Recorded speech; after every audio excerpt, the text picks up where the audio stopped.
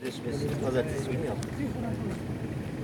سياشك كلهم طلعت الجوعد يسكن سؤال عن عمر الداخلي تعلم سكون طلع ضيح Acil olarak şu an mobilizasyon ve proje işlerine başladık.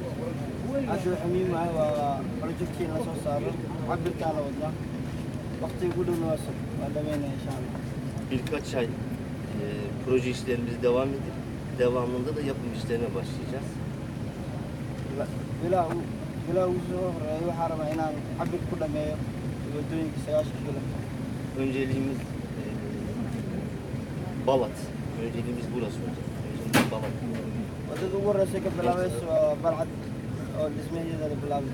En kısa zamanda başlayıp en geç 1,5 yıl içerisinde, 2 yıl içerisinde burayı trafiğe açacağız.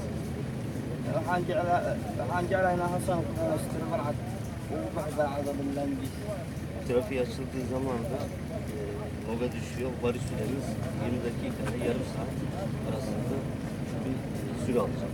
marka laamiga saaran 30 daqiiqo gudaheeda xamar ku tajinaa rajeyna insha Allah.